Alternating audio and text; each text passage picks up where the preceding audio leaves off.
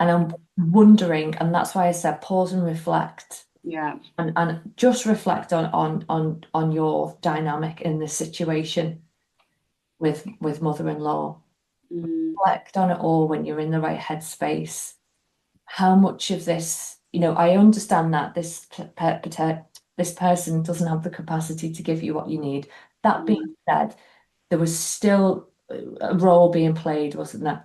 yeah. Role play happening between the dynamics here. You needing something, you looking for it, the expectations set, and then the wound being triggered again. And then in relationship dynamics, your role playing that is, I'm there for everybody. I don't moan because this is what I like to do, but I'm gonna get really fucking pissed off Mm, and think that nobody cares about me when they don't show up. Nobody's a mind reader.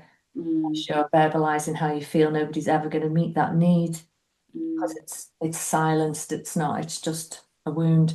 So think about your dynamics and where you're still playing at it mm, and allowing it then to be mirrored back to you yeah. and understanding that this kind of defense mechanism and this belief statement around I'm never going to have it.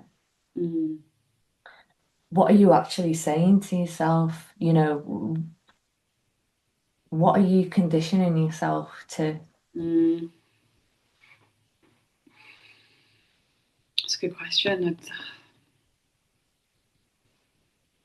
I'm not sure actually, to be honest. I think that's something I need to go away and look at. Yeah, think about, yeah, just do some work around it. Yeah. Like, what am I actually saying to myself in that moment? I understand why I'm doing it. It's a defense mechanism to Mm, stop me feeling so hurt. But what am I actually saying to myself? What am I trying to do?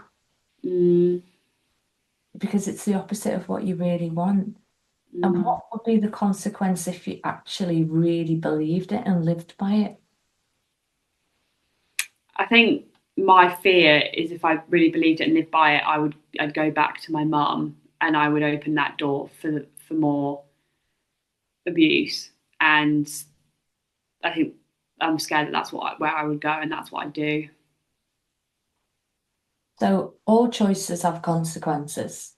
Mm, So maybe see the future Holly who goes, yeah, it's not meant for me, resign to that fact, and then see how your life might unfold based on that reality playing out.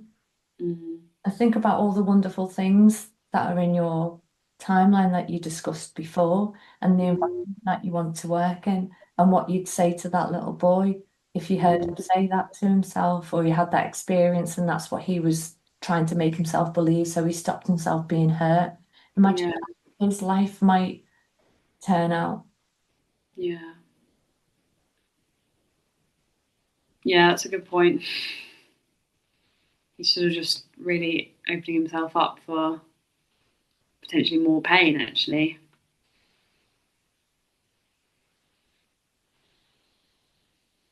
More. Yeah.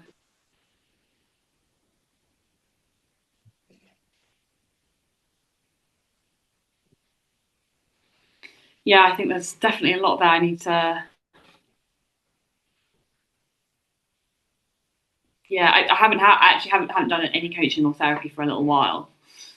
Since I think it was October, early September, October time. Um, I think it might be time to open that back up. Yeah. So when you say more pain, then you can relate Yeah. to that little boy and you think, yeah, he's just setting himself up for more pain. For yourself, what is it that you really want?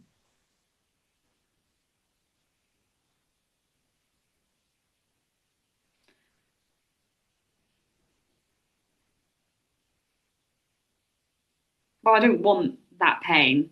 I don't want to carry this issue that I have forever.